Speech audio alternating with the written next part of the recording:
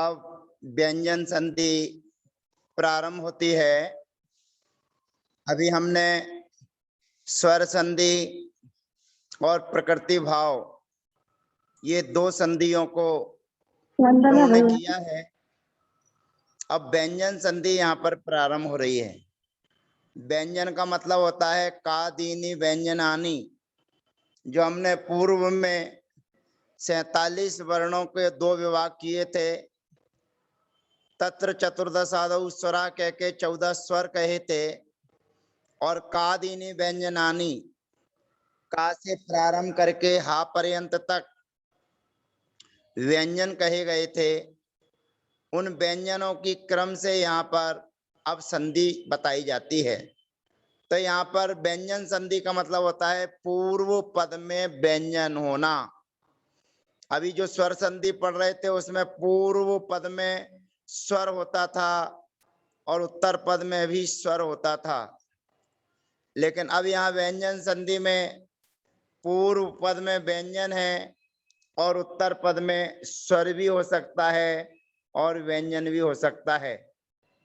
स्वर संधि के कथन करते हुए पूर्व में स्वर पद हो और उत्तर में व्यंजन पद हो तो उन्होंने कहा था ना व्यंजने स्वरः संदेयाः। स्वर के सामने यदि व्यंजन होता है तो संधि नहीं होती है।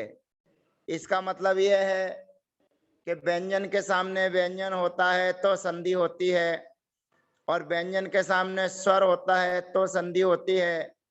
स्वर के सामने स्वर है तो संधि होती है, परंतु स्वर के सामने व्यंजन हो तो संधि नहीं होती है, ऐसा निषेध पूर्व में किया गया।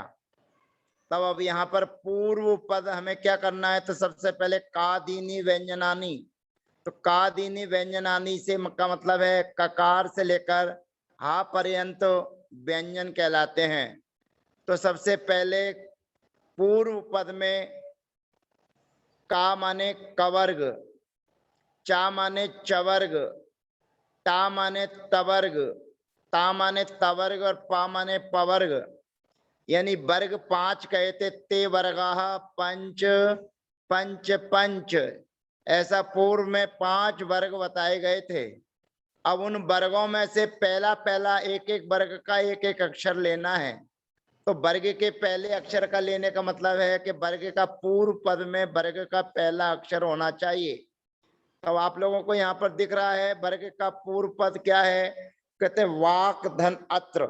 ये देख लीजिए, अब स्थिति आपके सामने है, आप लिखते जाइए। और ये बहुत अच्छी संधि, सरल संधि है।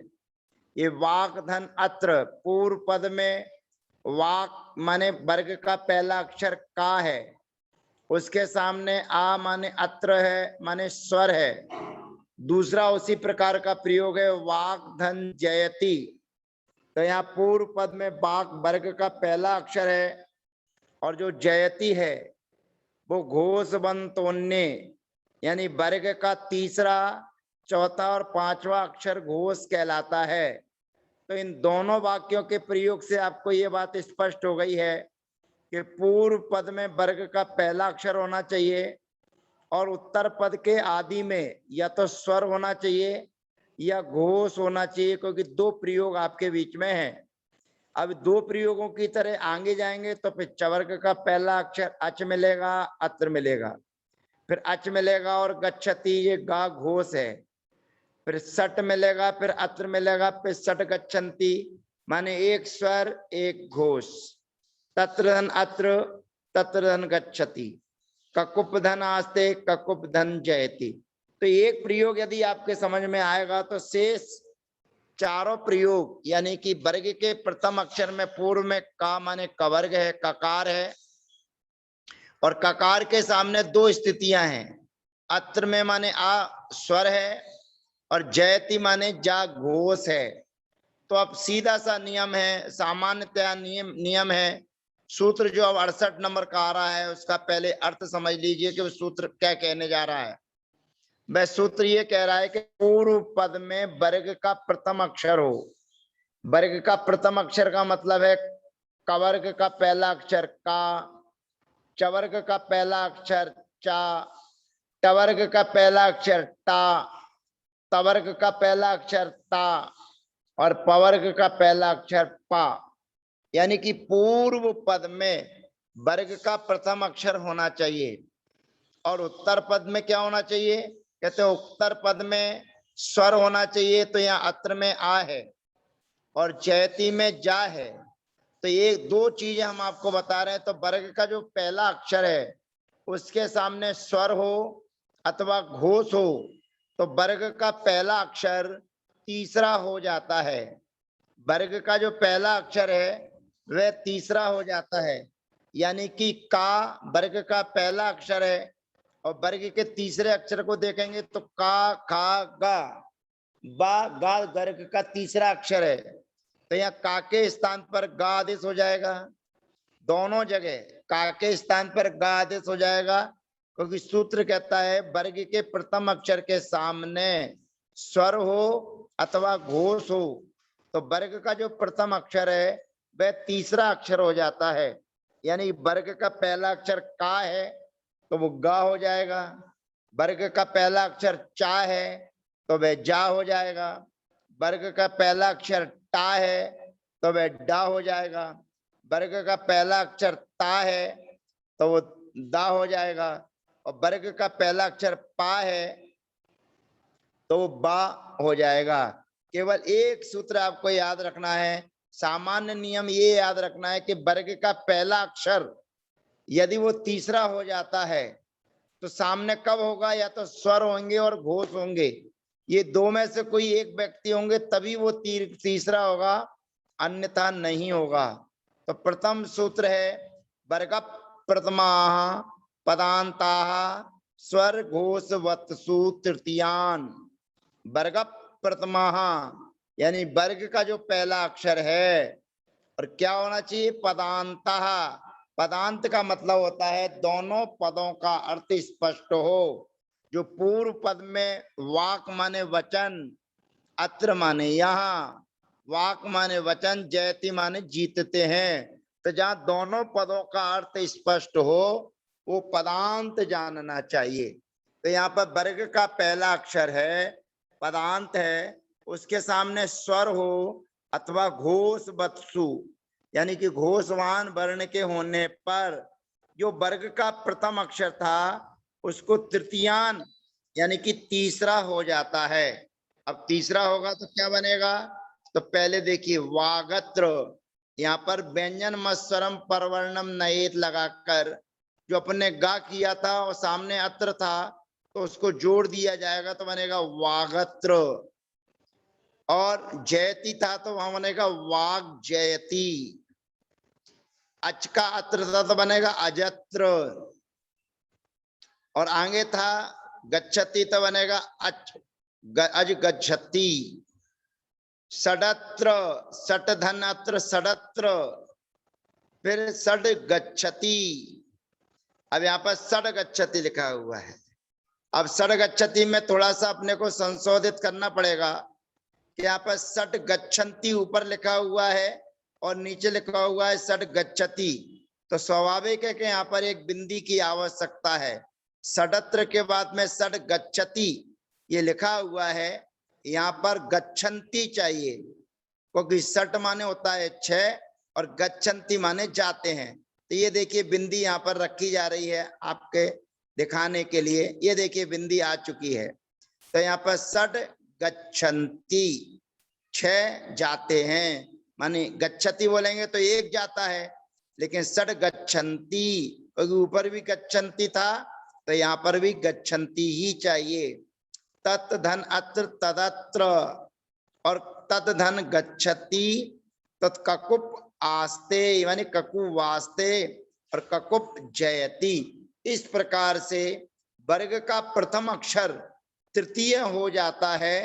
पहला सूत्र आपको याद रखना है, व्यंजन संधि का पहला सूत्र है वर्ग प्रथमा पदांता स्वर घोष वत्सु तृतीयान, यानी कि वर्ग के प्रथम अक्षर के सामने स्वर हो अथवा घोष हो। दो चीजों की शर्त है, 3 चीजें हैं। पूर्व पद में वर्ग का पहला अक्षर हो, उत्तर पद में या तो स्वर हो या घोषवान होना चाहिए। तो घोष 20 20 में से कोई भी एक अक्षर हो, 14 स्वर में से कोई भी एक अक्षर हो, यानी कि वर्ण 47 होते हैं। 47 वर्णों में से 34 वर्ण सामने हो और पूर्व पद में वर्ग का पहला अक्षर यानी कि 5 में से कोई एक हो, तो 5 और 34 39 वर्णों के बीच की चर्चा है। 39 वर्णों के बाद में 18 वर्ण हैं। अगर 18 वर्ण बीच में आते हैं, यानी कि वर्ग के पहले अक्षर के सामने वर्ग का पहला अक्षर आता है, वर्ग के पहले अक्षर के सामने वर्ग का दूसरा अक्षर आता है, वर्ग के पहले अक्षर के सामने तीनों प्रकार के सा आते हैं, क्योंकि अघोष होते हैं 13। तो 13 अघोष में से पहले अक्षर के सामने कोई भी 13 अक्षर में से कोई अक्षर आएगा तो उस पहले अक्षर को कोई भी कार्य नहीं होगा, ये अपने को ध्यान रखना है। तो यहाँ पर वर्ग प्रथमा पदांता स्वर घोष वत्सु तृतीयान, ये सूत्र अपना काम कर देता है। अब इसने अपना काम कर दिया है तो शुरू से हम पढ़ते चले आ रहे हैं कि एक संधि करते हैं तो उसके बाद फिर कोई वैकल्पिक चीज आती है तो उसको भी रखने की कोशिश करते हैं, उसको भी समझाने की कोशिश करते हैं। अब आगे का सूत्र हमारे बीच में आ रहा है और उसको समझाने के लिए यहाँ पर वाक धनमति नीचे लिखा हुआ है। अच धन मात्रम सट धन मुखानी तत धन नयनम त्रिष्टुप धन मिनोती, ये 68 नंबर सूत्र के नीचे अब आगे का सूत्र लगेगा। मैंने आपसे पहले ही कह रखा है कि आपको यदि व्याकरण सीखना है और व्याकरण सीखने के लिए आप कोई भी चीज का प्रयोग कर रहे हैं तो अगले सूत्र के पहले जब तक आप भूमिका नहीं पढ़ेंगे, जब तक पूर्व पद में कच्ची स्थिति को आप नहीं जानेंगे, तब तक आगे का सूत्र आपको कभी भी समझ में आने वाला नहीं है। आप आगे का सूत्र पढ़ते हैं और उसकी भूमिका आप बनाकर नहीं लिखते हैं तो आपको सूत्र का अर्थ कभी भी स्पष्ट होने वाला नहीं है कि वो सूत्र क्या कह रहा है। तो मेरी ये छोटी छोटी शिक्षाएं जो आपको मिल रही हैं, क्योंकि ये तो मेरे जीवन का अनुभव है कि व्याकरण सहज नहीं है। व्याकरण को लोग प्राय करके कहते थे ये लोहे के चने हैं और 12 साल में व्याकरण आती है। वास्तविकता तो ये है कि 12 साल में उनको व्याकरण आती है जो गुरु से पढ़ते हैं और घर पे नहीं पढ़ते हैं। उनके लिए जरूर 12 साल में आ जाती है कि कम से कम सुनते सुनते करत करत करत अभ्यास के रसरी होत जात, ऐसी सूक्ति हमने पढ़ी है कि अभ्यास करते रहोगे तो उस रस्सी से पत्थर पर भी निशान बन जाता है। लेकिन आप अभ्यास नहीं करेंगे और आप मेरे पढ़ाने के बाद में यदि आप नहीं पढ़ेंगे तो हो सकता है कि 12 साल क्या 24 साल भी आपको लग जाए तो आपको व्याकरण की गहराई ना आ पाए। उसमें पढ़ने वाले की ही रुचि समझ में आती है, पढ़ाने वाले का उसमें वो तो पढ़ा सकता है। स्कूल में टीचर एक छात्र को नहीं पढ़ाता है, 40 छात्र होते हैं, 50 छात्र होते हैं और 50 छात्रों को एक साथ पढ़ाता है, एक जैसा पढ़ाता है। लेकिन पढ़ने वाले जो छात्र होते हैं वे 100 में से 100 नंबर लेकर आते हैं और हम जैसे जो छात्र होते थे वो 100 में से 33 नंबर बड़ी मुश्किल से ले आते थे और उसमें भी खुश हो जाते थे कि कम से कम पास तो हो गए हैं। तो शायद आप लोग 33 अंक लाने वाले नहीं हैं, उससे कहीं ज्यादा अधिक हैं। तो आप पढ़ने के बाद में यदि एक बार अभ्यास करते हैं तो आपको व्याकरण 12 साल की जगह 6 महीने में आ सकती है, 1 साल में आ सकती है। और मैं तो चैलेंज खैर देता नहीं हूं किसी को, लेकिन मैं विश्वास और श्रद्धा के साथ मैं कहता हूं कि अगर पढ़ने वाला छात्र, इसका एक नियम है मैं जहां भी जाता हूं पढ़ाने के लिए तो पहले एक आध दिन चेक करता हूं कि सामने वाला मेरे लायक पढ़ने लायक है कि नहीं है, और मेरे लायक पढ़ने लायक समझ में आता है तो फिर मैं स्वीकार करता हूं, नहीं तो अपना बस्ता उठाता हूं, बैग उठाता हूं, चला आता हूं। क्योंकि मैं यदि आपको 15 मिनट का समय दे रहा हूं और यदि आपके पास में 1 घंटे का समय है तो आप उस सूत्र को समझ सकते हैं। तो ये सीधी सी बात है कि यदि मैं आपको आधा घंटा दे रहा हूं तो आपको 2 घंटे मेहनत करने में, उसको समझने में, लिखने में, उसका रिवीजन करने में और याद करने में लगेंगे। और आपने 2 घंटे दिए हैं तो पढ़ाने वाले के प्रति आपने न्याय किया है। और 2 घंटे का समय ना देकर केवल कक्षा के समय पर आप आए हैं और कक्षा के समय पर ही आप आकर पढ़ रहे हैं, तो आप पढ़ाने वाले के साथ में बहुत बड़ा अन्याय कर रहे हैं। तो यहाँ पर वर्ग प्रथमा पदांता स्वर घोष वत्सु तृतीयान, यह सूत्र है कि वर्ग के प्रथम अक्षर के सामने स्वर हो अथवा घोष हो तो उसको तीसरा अक्षर हो जाता है, जो यहाँ पर हो गया। अब आगे की स्थिति में लिखा है वाक धन मति अच धन मात्रम सट धन मुखानी तत् धन नयनम त्रिष्टुप धन मिनोती। ये 5 चीजें जो आपके बीच में दर्शाई जा रही हैं, इसमें पहले आपको अपनी बुद्धि का प्रयोग करना है। सबसे पहले क्या करना है कि यहाँ पर आप देख रहे हैं कि पहले पूर्व पद में वाक है, तो वाक वर्ग का पहला अक्षर ही है। फिर अच है तो यहाँ पर चवर्ग का पहला अक्षर है। फिर सट है तो यहाँ पर भी वर्ग का पहला अक्षर है। फिर तत्व, ये भी तवर्ग का पहला अक्षर है। और त्रिष्टुप, ये भी वर्ग का पहला अक्षर है। अब वर्ग के पहले अक्षर के सामने पहले लिखा हुआ है मति। मति का मतलब है वर्ग का 5वां अक्षर। अब वर्ग का 5वां अक्षर है, यानी कि वर्ग के तीसरे, चौथे और 5वें अक्षर के होने पर, क्योंकि तो घोष है, वर्ग का 5वां अक्षर घोष है, घोष होने पर वर्ग प्रथमा पदांता स्वर घोष वस्सु तृतीयान, ये सूत्र ही लगना चाहिए। परंतु जब आगे कर रहे हैं तो कुछ ना कुछ तो व्यवस्था बनाएंगे ही। तो दूसरे में मात्रम लिखा हुआ है, ये भी यहाँ पर पंचम अक्षर है। फिर मुखानी लिखा हुआ है, ये माँ भी वर्ग का पंचम अक्षर है। फिर नयनम लिखा हुआ है, ये भी वर्ग का पंचम अक्षर है। और मिनोती लिखा हुआ है, ये भी वर्ग का 5वां अक्षर है। घोष होते हुए भी वर्ग का 5वां अक्षर है, ये ध्यान रखना है। घोष होते हुए भी वर्ग का 5वां अक्षर है। तो वर्ग के 5वें अक्षर को यहाँ पर पुनः कहकर आचार्य भगवंत क्या कहना चाहते हैं।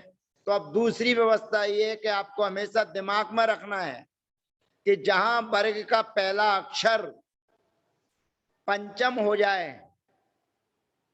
वर्ग का पहला अक्षर पंचम हो जाए, तो वहां पर उसके सामने उत्तर पद के पूर्व पद में नियम से वर्ग का पंचम अक्षर होगा।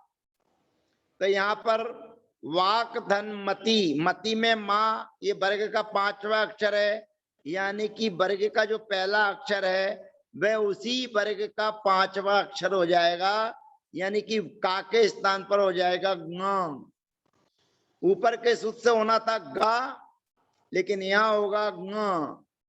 ऊपर के सूत्र से होना था अचका यहाँ, तो यहाँ हो जाएगा, होना चाहिए था जा, लेकिन यहाँ हो जाएगा ए।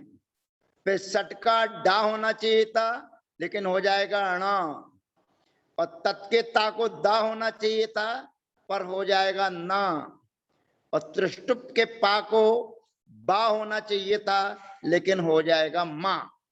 अब ये वैकल्पिक चीज है, यानी कि पंचम अक्षर के वर्ग के प्रथम अक्षर के सामने वर्ग का पंचम अक्षर आए तो वर्ग का पहला जो अक्षर है उसको 5वां भी हो जाता है और तीसरा भी हो जाता है। दोनों विकल्प हैं, पंचम भी कर सकते हैं और तीसरा भी कर सकते हैं। अब आपके ऊपर है कि आपको क्या करना।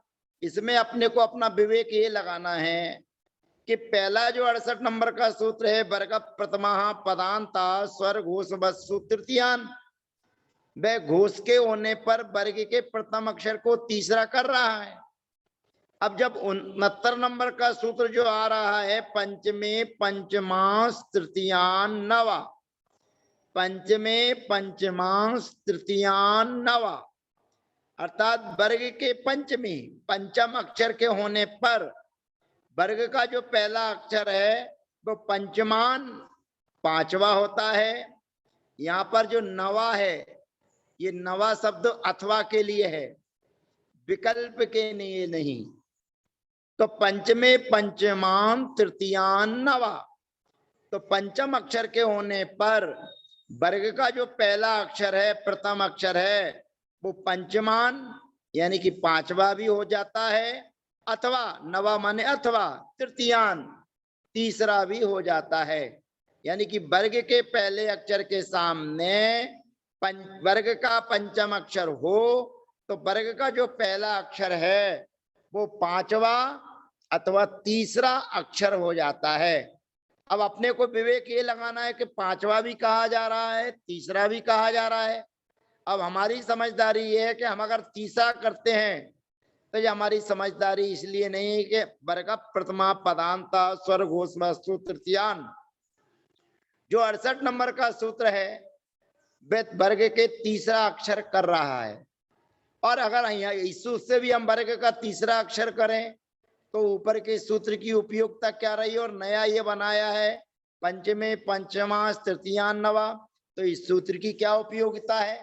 तो इस सूत्र की उपयोगिता समझते हुए हमें निर्णय स्वयं लेना है कि वर्ग के प्रथम अक्षर के सामने वर्ग का पंचम अक्षर हो तो वर्ग का पहला अक्षर पंचम हो जाता है। अब पंचम का करें तो कौन सा करें, कहते हैं कवर्ग का पहला अक्षर हो तो कवर्ग का ही पांचवा अक्षर करना यहाँ पर वर्ग के प्रथम अक्षर को है, सामने वाले को कुछ नहीं करना। सामने वाला तो बैठा हुआ है दर्पण की तरह, दर्पण में देख लो अपना मुंह तो वो ही आपको दिखेगा। तो यहाँ आपके पास में वर्ग का पहला अक्षर है तो आपको वर्ग का ही पांचवा अक्षर करना है। तो पंचमे पंचमांश तृतीयान नवा, विकल्प से, अर्थात पंचम भी होता है और तृतीय भी होता है अथवा। तो यहाँ पर पदांता वर्ग प्रथमा पंचमे परे स्ववर्ग पंचमम पंचमान आपद्यते आपद्यन्ते, जो स्ववर्ग अपने वर्ग का ही पंचम अक्षर हो जाता है, अथवा तृतीयान नवा माने अथवा तृतीयान माने तीसरा भी हो जाता है। तो एक ही सूत्र में दोनों व्यवस्थाएं हैं, इसलिए यहाँ पर नवा माने विकल्प नहीं लेना, एक ही सूत्र दोनों चीजें दर्शा रहा है कि आपको पंचम भी करना है अथवा तृतीय करना है, दोनों करना है। अब आपको जो अच्छा लगे वो करना, लेकिन अपना विवेक ये रखना कि हमको पंचम करना है, क्योंकि तृतीय तो ऊपर के सूत्र से ही हो रहा है। जब हम पंचम करेंगे तो क्या बनेगा, वांगमति, वाकमति। पहले पंचम बनाया है, फिर द्वारा तीसरा बनाया है, फिर अय मात्रम अज मात्रम, फिर षण मुखानी षड मुखानी, फिर तन्नयनम, फिर तद नयनम, फिर त्रिष्टुम मिनोति त्रिष्टुप मिनोति। इस प्रकार से ये प्रयोग सिद्ध हो जाते हैं। तो वर्ग के पहले अक्षर के सामने स्वर हो अथवा घोष हो तो वर्ग का प्रथम अक्षर तीसरा हो जाता है। दूसरा विकल्प आया कि वर्ग के प्रथम अक्षर के सामने पंचम अक्षर हो, पंचम अक्षर यद्यपि घोष है, ऊपर के सूत्र में उसका अनुसरण है, फिर भी केवल अलग से नाम लिया है कि वर्ग के प्रथम अक्षर के सामने पंचम अक्षर हो तो उस वर्ग के प्रथम अक्षर को पंचम भी होता है और तीसरा भी होता है। तो पहला भी हो गया और तीसरा भी हो गया, तो वांगमति और वाकमति ऐसे दोनों प्रयोग सिद्ध हो जाते हैं। अब यहाँ पर कुछ और चीजें बताई जा रही हैं वाक धन मात्रम, अक धन मात्रम, सट धन मात्रम, तत धनमयम और ककुप धनमयम। फिर अलग कच्ची स्थिति फिर आ गई। अब यहाँ पर ये विशेष ध्यान रखना है, आप जिज्ञासा करेंगे कि यहाँ पर आगे जो दिखाया जा रहा है, वाक धन मात्रम, अक धन मात्रम, सट धन मात्रम, तत धनमयम, ककुप धन मात्रम। यहाँ पर भी वर्ग का पांचवा ही अक्षर है और यहाँ वर्ग का पांचवा अक्षर है, पूर्व पद में वर्ग का पहला अक्षर है। तो वर्ग के पहले अक्षर के सामने वाक मात्रम से चालू करना है, वाक मात्रम। ये देखिए अंडरलाइन होने लगी है। तो ये हमारे पास में कच्ची स्थिति है, इसको लिख लीजिए। और कच्ची स्थिति के बाद में अपने को ये दिमाग का प्रयोग करना है कि यहाँ पर वाक पूर्व पद में वर्ग का पहला अक्षर का है और उसके सामने मात्रम नंबर 1 वह घोष है, नंबर 2 वह वर्ग का पंचम अक्षर है। तो 68 नंबर का वर्ग प्रथमा पदांता स्वर घोष वस्तु तृतीयान लगाएंगे तो तीसरा हो जाएगा। पंचमे पंचमा तृतीयान नवा सूत्र लगाएंगे तो पंचम भी होगा और तीसरा भी होगा। लेकिन अलग से दिया जा रहा है, इसका मतलब कुछ विशेषता है और वह विशेषता यहाँ पर आपको गौर करनी है कि केवल 2 ही शब्द आपको मिलेंगे, मात्रम मिलेगा या मयम मिलेगा। पांचों पदों में देखिए केवल 2 ही पद मिल रहे हैं। उत्तर पद में मात्रम या मयम, मात्रम या मयम, यानी कि ये कोई विशेष व्यक्ति हैं, 2 व्यक्ति हैं, मात्रम और मयम, तीसरा नहीं है।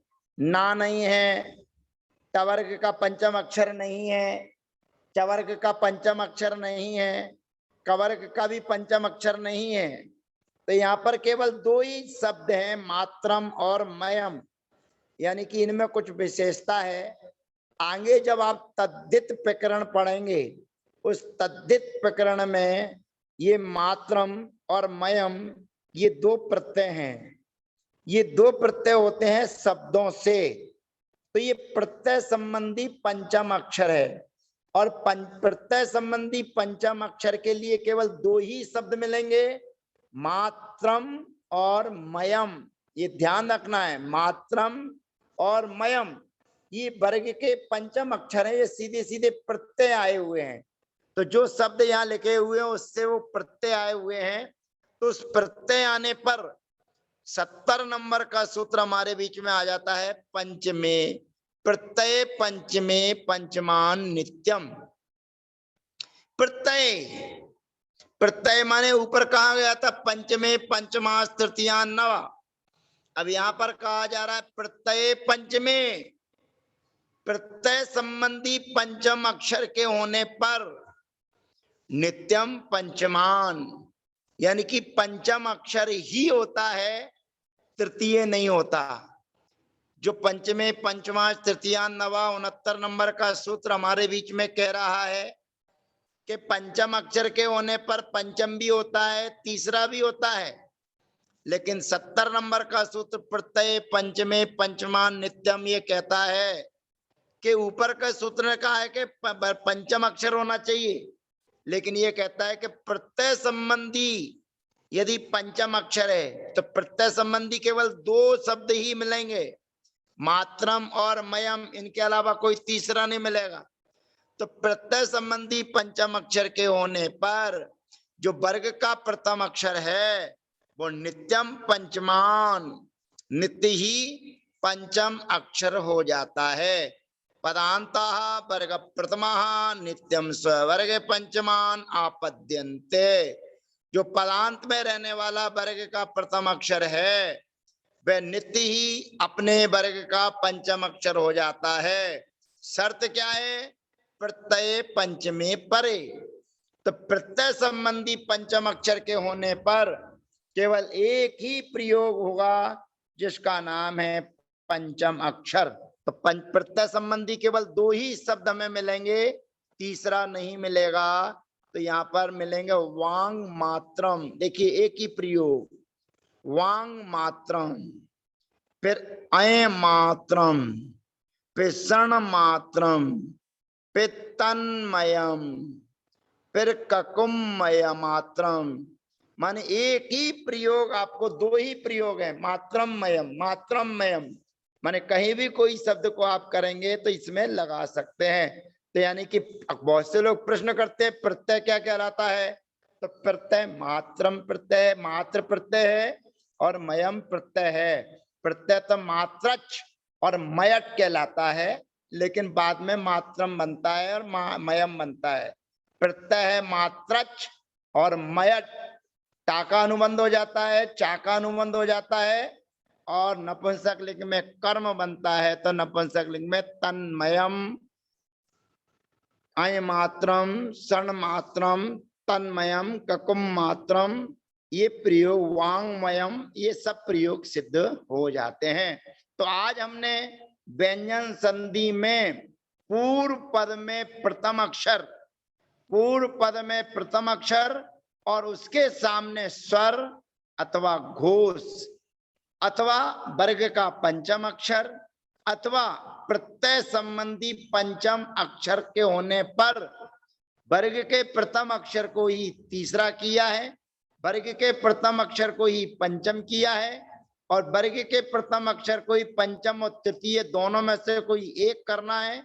अब आगे वर्ग का प्रथम अक्षर पूर्व पद में होगा, और जो वर्ण कहे गए हैं उनके अतिरिक्त अगर कोई रहेगा तो आगे आएगा तालव्य साकार, तालव्य सा, जिसकी चर्चा हम अगले सत्र में आपके बीच में करेंगे।